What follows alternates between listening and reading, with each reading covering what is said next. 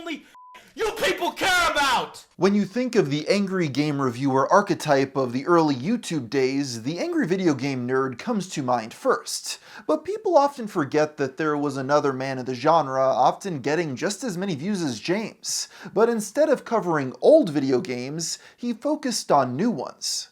Trust me, many feminists love sex. Jose Antonio Vargas, aka Angry Joe, has been a prominent voice in the online video game community since practically its inception. But over the years, his reputation has altered drastically. He may have started as a passionate defender of the rights of the oppressed minority known as gamers, but these days many of his past fans view him as a shell of his former self. But I've been wondering, is this an accurate representation? This is the story of the rise, golden era, and eventual decline of a YouTube legend. So let's begin the story at the very beginning. Joe Vargas was born on June 18, 1984 in Austin, Texas. He had been a fan of gaming for pretty much his entire life, and was an early member of the online community that was forming around the hobby during the 2000s. As a fan of the burgeoning angry reviewer genre, Vargas was inspired to create the Angry Joe Show YouTube channel. The first upload came on October 4th, 2008, titled "That Pisses Me Off, Madden 2009 Hardcore Gamers," which was a brief comedy skit about Joe's overcompetitiveness. Madness! This is madness! Madness. This is a madness. This is mad.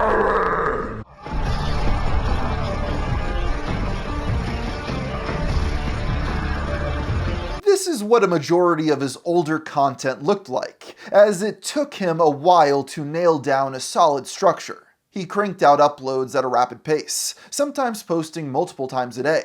The channel during this era was, to put it bluntly, bizarre. Even as he learned to craft a cohesive format for his uploads, the dialogue was still largely unscripted and just a stream of consciousness. This was also the case for the first video in his Angry Review series, posted on October 28th talking about the game of Far Cry 2. He was accompanied by his friend Chris, aka Tons of Fun, although he'd credit him here as Chris the PC Guy, who was Joe's most frequent co-host in the beginning. This video was also the debut of Joe's iconic leather jacket and black Superman shirt, which remains his signature look even to this day. It wasn't long before some slight lore began to develop. Joe's viewers were the Angry Joe Show Army, and their mission was to defeat the predatory corporate business practices that had infected the video game industry. The angry gamers will have a voice. A massive angry gamer army is being formed, trained. Sir, yes, sir. We have this army. But sometimes their mission was just whatever Joe wanted it to be. For example, in the video, The Epic Fight Joker Captures Angry Joe, the game reviewer is kidnapped by the Batman villain, who says he will only release him if enough members of the Angry Joe Show army go to the theater to watch The Dark Knight. You own the DVD, just watch the DVD at home. No, you will go to the movie theater and see it. Vargas later said that this was because he wanted the film to dethrone Titanic as the highest-grossing movie of all time. Once the mission is accomplished, Joe defeats the Joker and celebrates by showing off his Force lightning powers. You know, like Star Wars.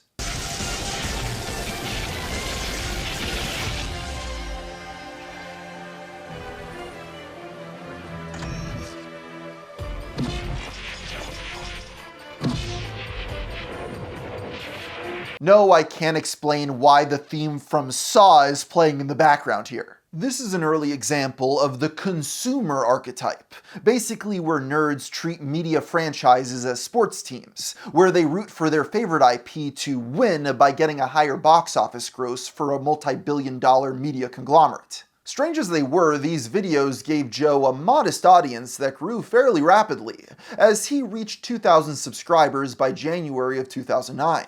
This growth caught the attention of Mike Mashad and Doug Walker, the owners of ThatGuyWithTheGlasses.com, and its parent company, Channel Awesome, who began talking with Joe about making content for their site. He agreed and soon became one of the most prominent voices talking about video games in the collective of media reviewers. To be more specific, Joe's primary domain was Blistered Thumbs, which started life as simply another page on the website with the purpose of video game discussions in a text-based format. Blistered Thumbs proved to be very popular with the gamers in Channel Awesome's audience, and talks soon began to spin it off into its very own website. Joe spearheaded the campaign as editor-in-chief, and recruited a journalist from the site Koku Gamer named Micah Curtis to be his right-hand man. BlisteredThumbs.com officially launched in November of 2010, and quickly became one of the internet's most prominent sources for video game news and reviews. Judging from the stated mission of the Angry Joe Army,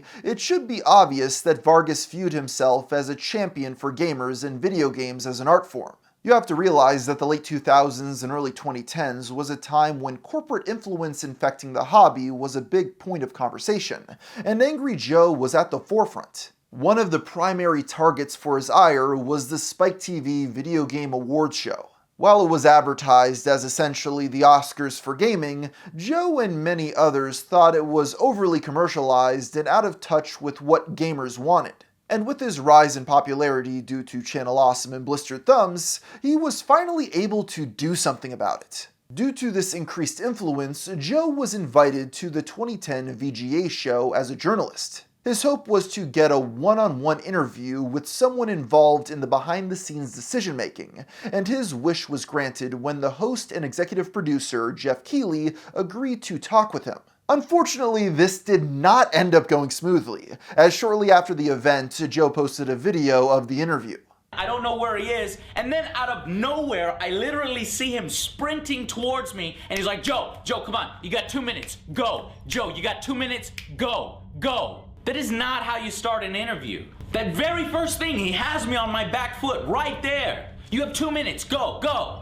I realize I'm not gonna get all of my questions answered, but I'm hoping to at least have 5 minutes, 10 minutes. Ideally, I would want a sit-down interview that I originally requested 15 minutes. But no, 2 minutes, Joe, go, 2 minutes. The upload includes both Joe's full interview with Keighley on the VGA red carpet, as well as his post-mortem of the situation. Viewers were baffled that Vargas decided to post this footage at all, since it made him look incredibly unprepared. Jeff was able to easily counter every point Joe threw his way, leaving the YouTuber flustered. As he played the recording of the interview, Joe would occasionally cut it with green screen footage to vent his frustrations. With particular categories like Best Independent Game Fueled by Mountain Dew, it kind of takes away, We don't have that category this year. Oh, so you took away the Best Independent Game Fueled by Mountain Dew. Mountain Dew. We have Best Independent Game, which is being presented by Guillermo del Toro tonight. Love it. Moving along. Basically, what? Jeff, this is the worst environment to conduct an interview in. Essentially,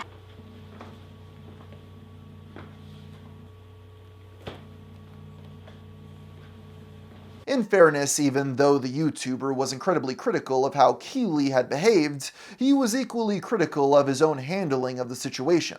As previously stated, he viewed himself as a champion for gamers everywhere, and by failing to hold the Video Game Awards to a higher standard, he felt as though he had let them down.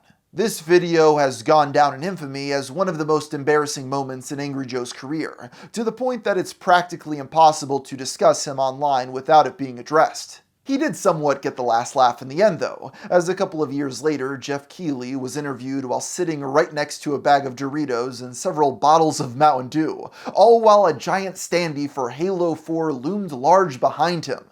This was the epitome of the over-commercialization of the video game industry that gamers had been complaining about, and earned Keighley the nickname Dorito Pope. Of course, Joe seized the opportunity to parody it in his own video. Hello, I'm Angry Joe, and this is my review of Halo 4.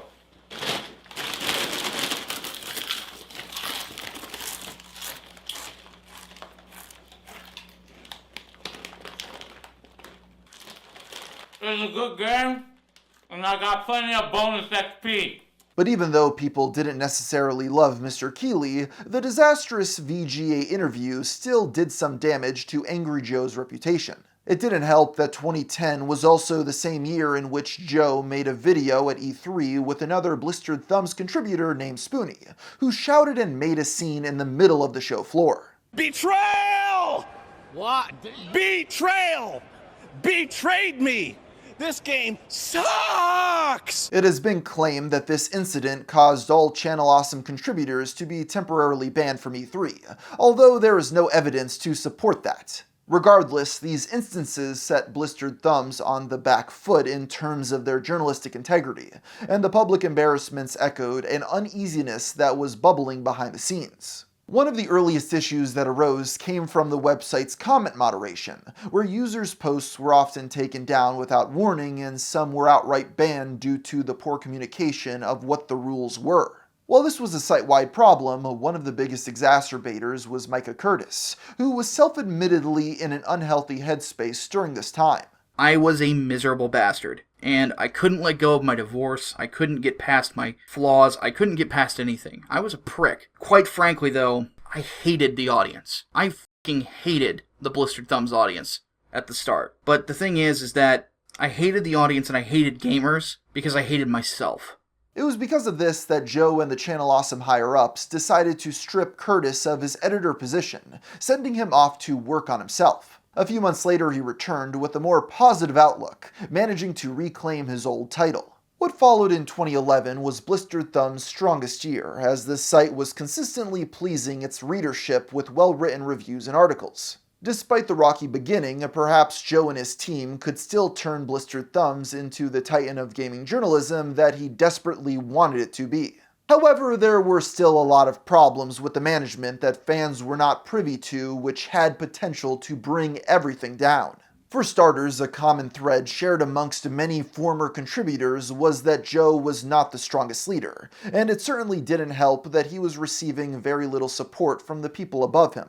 Editorial oversight was allegedly lax, and he was running himself ragged maintaining Blistered Thumbs while still producing his own videos. But the bigger issue was the lack of a strong revenue stream. You see, Channel Awesome did not provide much in the way of funding, and so the only way the site could be monetized was through Google AdSense. Since Blistered Thumbs was text-based, advertising revenue was a fraction of what could be earned from video-focused enterprises like That Guy with the Glasses. As a result, writers went unpaid, instead being compensated with free review copies of video games. The other problems with Blistered Thumbs revolved around infighting between staff members. I need to point out that since this took place in private chat rooms over a decade ago, with none of the actual interactions being archived, this story will have to be pieced together through second-hand recollections. It's important to note that some people, including Angry Joe himself, have never spoken publicly about what exactly went down.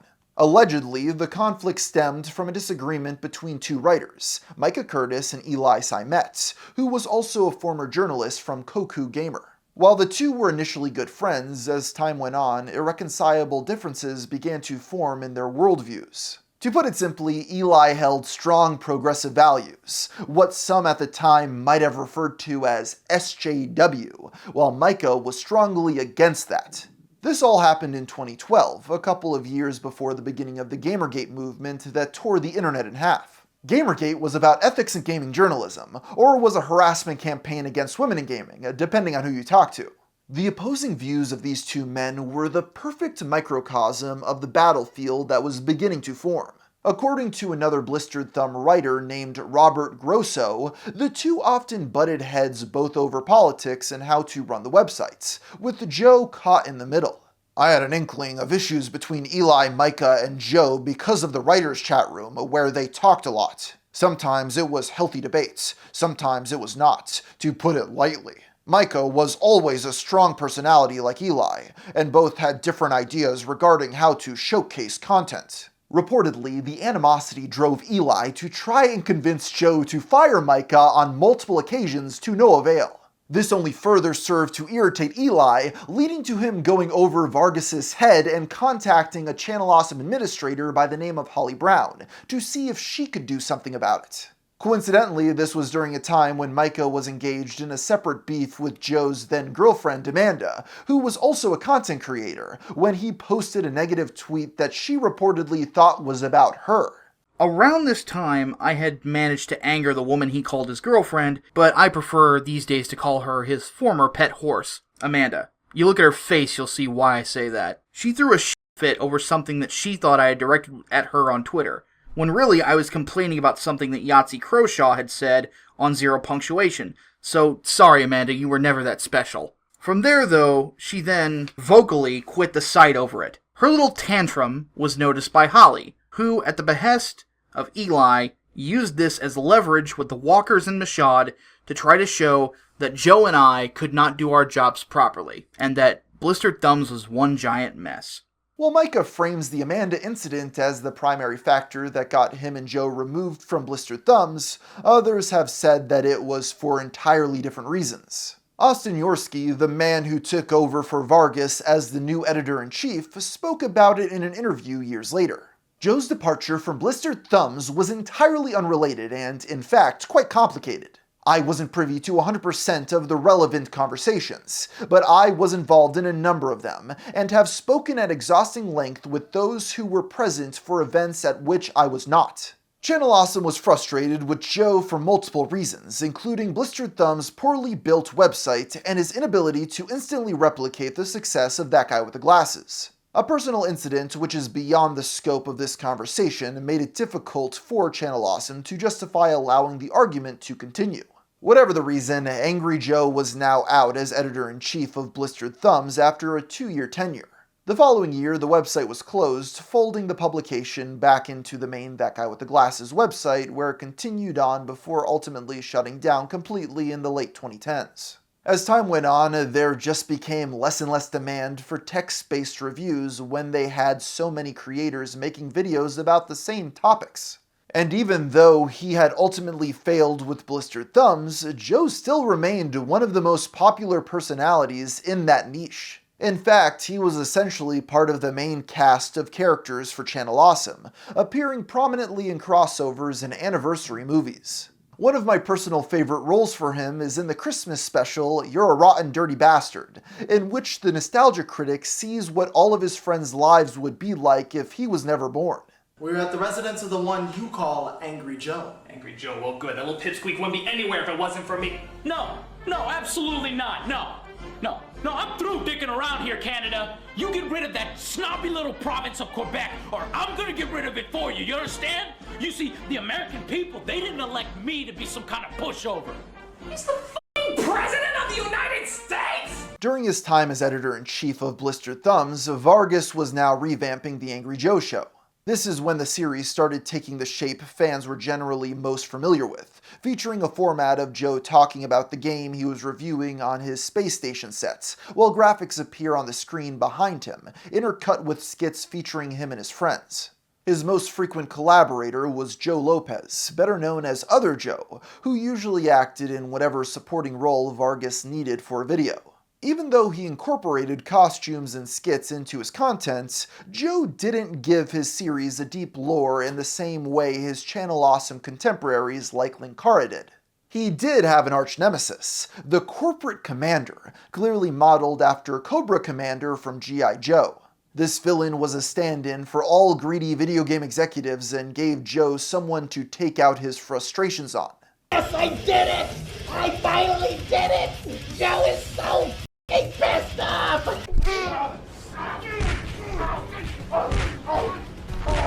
Let that be a lesson to you. The rest of you, we're watching. We're watching. In many ways, the mid to late 2010s could be considered the golden age of the Angry Joe Show. He gave gamers exactly what they were looking for. Thorough, well-edited reviews for all of the newest releases from someone who shared all of their frustrations with the state of the industry, with his YouTube vids often getting millions of views each. They also appreciated that his skits were brief and very tongue-in-cheek, not coming across as overbearing or self-serious the same way many online critics did at the time. That being said, there were still some cracks forming. The 2000s angry reviewer trope was just that, a trope. People like Angry Video Game Nerd or Nostalgia Critic were playing a character, and were not as easily enraged as they came across in their content. Joe was also playing a character, of course, but as we've already discussed, his moments of outrage came from a much more genuine place than his contemporaries. This was evident in uploads such as YouTube Copyright Disaster from 2013, in which Vargas ranted about YouTube's new Content ID system, resulting in an outburst that became a meme. The system could care less, and you could care less, because you already pocketed your fucking money. I don't even have money in my wallet. Yes, I do. I have $7 because you took all this and you pocketed it. This is the only fucking shit you people care about. You don't care about promoting your products. You don't care about people reviewing your shit and improving your shit. No, you care about this shit. That's all the shit you care about. In fairness, this was an issue that pretty much everyone on YouTube was talking about at the time, and Joe's opinion was the same as the vast majority of other content creators, but his reaction was still noticeably more emotional than most. In many ways, this is what his fans liked about him. Joe was hot-headed, yes, but he was also passionate and unafraid to speak his mind about issues that he cared about, even if it made him look cringe. But sometimes he would kick the hornet's nest and give his thoughts on much more contentious topics, as fans would soon find out. Joe, where have you been? What? Back in the day, Joe had an annual tradition of counting down the previous year's biggest gaming controversies. While these mostly focused around topics like bad releases and corporate greed, in his video about 2013, he discussed the response to online personality Anita Sarkeesian and her series Tropes vs. Women in Video Games. I'm sure the mere mention of her name made the spines of some people in the audience shudder. While she's largely lost her relevance today, it can't be overstated how huge Sarkeesian's influence was during this era of the internet. While one camp viewed her as a hero for talking about how women were depicted negatively in video games, the other side hated the fact that she seemed to be attacking their identity as gamers. When Joe spoke out about it, he landed firmly in her defense, stating that, while he didn't agree with everything she said, he thought she made some valid points. Bizarrely, his primary focus was Sarkeesian's criticisms of the way female video game characters are often sexualized.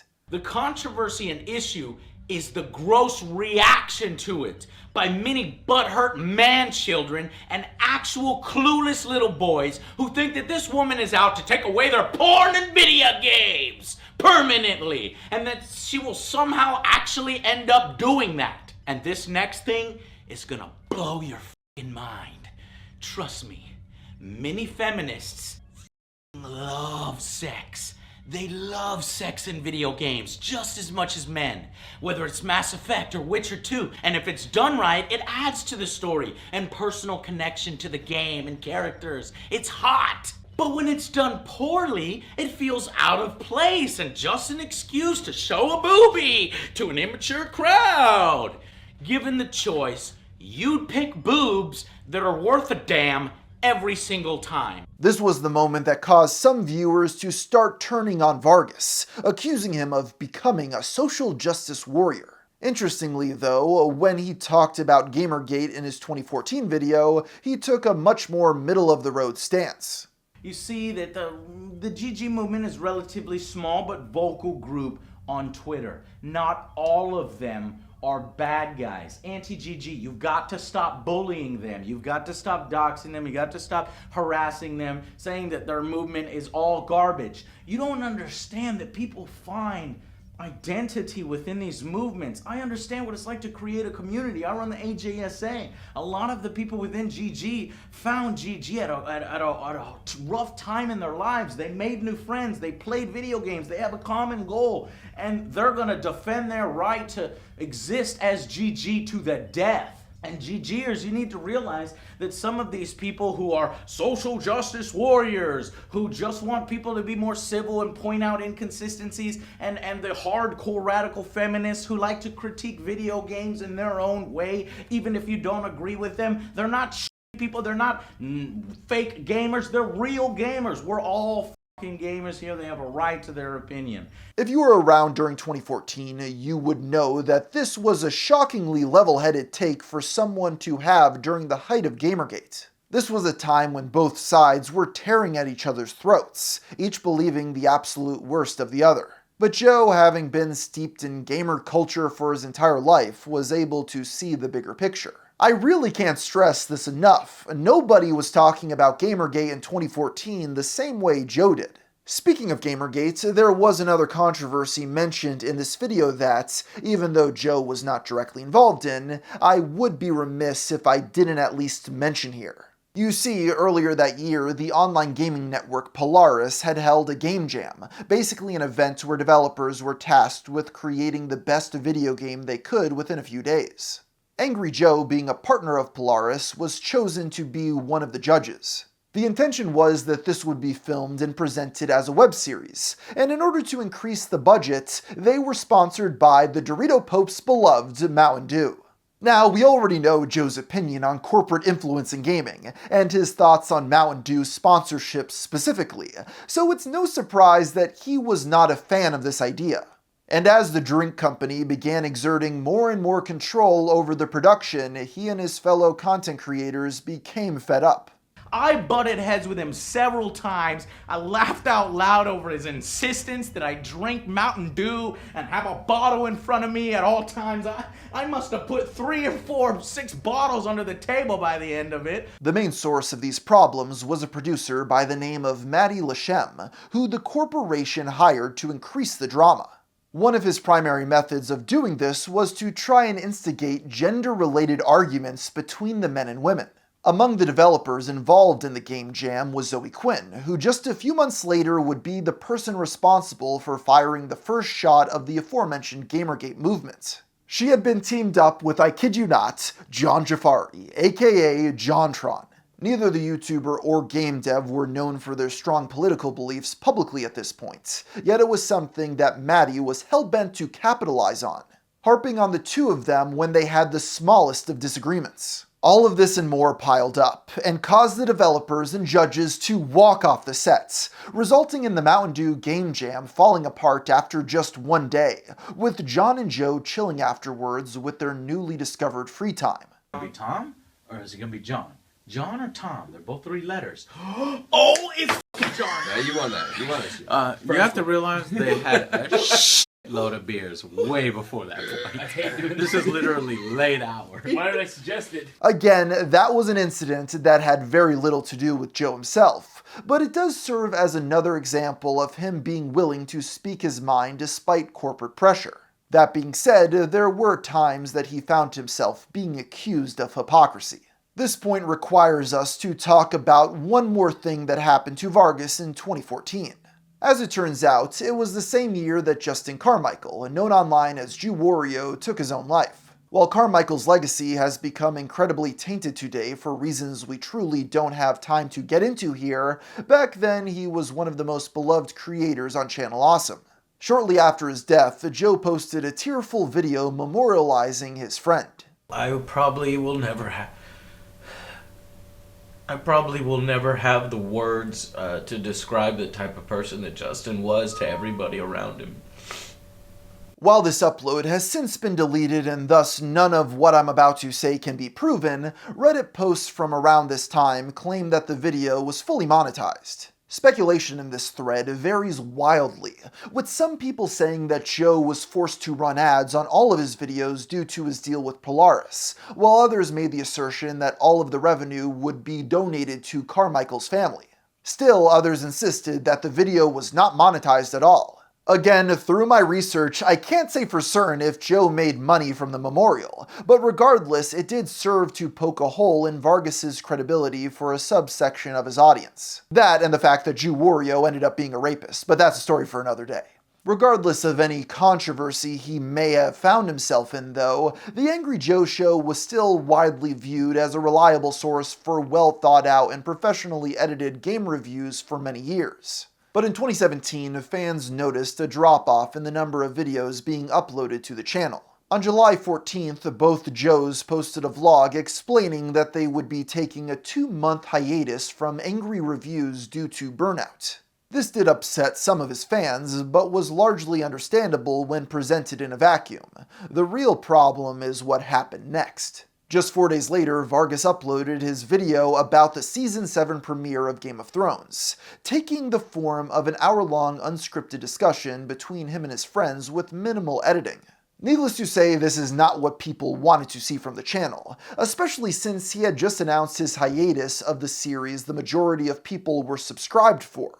Both this discussion video and the break announcement were flooded with dislikes and irate comments accusing Joe of being lazy. Previously, when Joe had faced backlash from his fanbase, it was a small subset that he was able to ignore, but this was an overwhelming onslaught of anger the likes of which he had never seen before. This was when Joe went on the offensive. He started replying to negative comments and then smugly posting those responses to Twitter to demonstrate how he especially owned the haters. So he got time to do a 1 hour long review of a TV show, but he can't do a 20-minute game review? This shows the basic mentality of your below average YouTube commenter. They think that a 20-minute game review equals 20 minutes of work. How anyone finishes a single game in 20 minutes is beyond me. Versus a 1 hour review of a TV show in which we sit in place and discuss something unedited. If you ever wanted to know why my YouTube comments are sometimes filled with stupid shit, this is the reason. Eventually, it got so bad that he turned off ratings and comments on the Game of Thrones video. But this decision only got him accused of further hypocrisy, since he had previously tweeted in 2014 that he would never under any circumstances disable comments on his YouTube videos. Rather than just deleting this tweet or ignoring it altogether, Joe posted a reply clarifying that he would disable them only if there was no great discussion and people are determined to make my comment section a shitfest in all videos. In a strange turn of events, despite previously talking about incredibly contentious topics like Arnita Sarkeesian and Gamergate, this ended up becoming the biggest controversy of Joe's career. It was something that needed to be addressed before things got really out of hand, and so a few days later he uploaded a video explaining that the angry reviews were not stopping or even slowing down. He had a much calmer tone here than he did on Twitter, and it seemed to do the trick in turning the temperature down. Joe did indeed return to making angry reviews after his break was over, but the fact that his channel was still filled with unscripted TV and movie discussions and trailer reactions rubbed his fans the wrong way. More importantly, the way he had lashed out on social media gave him a different vibe. While his audience previously viewed Joe as their buddy who felt as strongly about video games as they did, from this moment onward the relationship became much more antagonistic.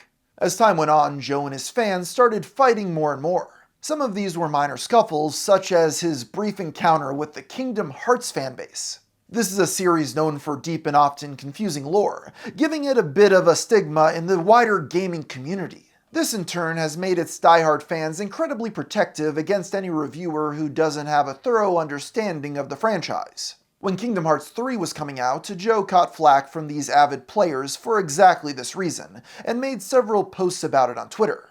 The Kingdom Hearts community is one of the most elitist I've ever seen. I literally have people telling me not to review the game or they'll brigade me and harass me if I don't play all of the previous games first. No, you have 1,000 other diehard fan reviewers for that. Jesus. Nah, I think at this point I'm going to refuse to play the other games just to spite all the crazies who are overreacting to newcomers daring to review a game on its own. What does my opinion even matter to these people? It's worth noting that Joe did not end up reviewing the Disney game outside of an unscripted impressions video after playing a brief snippet of the game at a convention. Other battles were not quite so isolated though. The game Battlefield 5 was a deeply controversial title from the moment that it was first announced for a variety of reasons. For many years, Joe had been a vocal critic of the game's publisher EA, and many of his fans expected him to jump on the bandwagon of hate. Whatever criticisms he may have had of EA though, Vargas was still a huge fan of the Battlefield series, and produced a lot of videos covering the build-up to the game's release. It must be stated that one of the reasons gamers were upset was because the character who was put front and center in the marketing and box art was a woman with a mechanical hand, which naysayers argued was inaccurate to the realistic World War II setting. This was a massive controversy during the game's initial reveal, and EA did themselves no favors by how they chose to respond.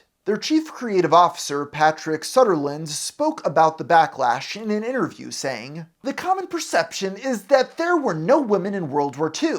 There were a ton of women who both fought in World War II and partook in the war. We don't take any flack. We stand up for the cause because I think those people who don't understand it, well, you have two choices. Either accept it or don't buy the game." Battlefield 5 ended up selling below expectations. The writing was on the wall even before launch day, since pre-orders were also disappointing to the corporate executives, and many irate gamers applauded this as another example of a company getting woke and going broke. In August of 2018, Joe made a video covering the low pre-orders for Battlefield 5, especially when compared to the numbers for the next installment of the Call of Duty franchise. Basically, he wanted his FPS slop to sell better than the other FPS slop. More specifically, he covered all the reasons that the sales might be low that had nothing to do with social media identity political discourse. I care about the Battlefield 5 franchise, and it sucks to watch this video because they're celebrating. They are celebrating the destruction and the lower sales of the Battlefield 5 franchise due to those goddamn liberals and those goddamn social warriors putting women in Battlefield. The reason why, to them, that Battlefield 5 is having lower pre-orders is because there are women on the box, there are women featured prominently in the trailers, and there are women in multiplayer. Given what we know about Joe's personal beliefs, it's unsurprising that he didn't agree with the complaints about the female character. In fact, he thought it was an incredibly silly thing for people to get mad about. This was an outrage to people who had followed Joe in their war against greedy video game corporations for years. They thought EA was the epitome of what he stood against, and it was unthinkable to them that Angry Joe would sing the praises of one of their titles like this. Some even accused him of having becoming a paid shill. One of the people who got mad at Joe was The Quartering, a conservative YouTuber who had been covering the Battlefield 5 outrage for a while. He accused Vargas of misrepresenting the controversy and of deleting negative comments. Joe then uploaded a response to The Quartering's video denying the allegation of comment deletion and showcasing all the vitriol that had still been there. In his eyes, this proved the idea that a lot of Battlefield 5 detractors had bigoted motivations. Angry Joe, up, you fucked up, you fat cuck, Bale made a cuck, God, you really are a cuck, fucking sellout, what a fag, angry cuck show,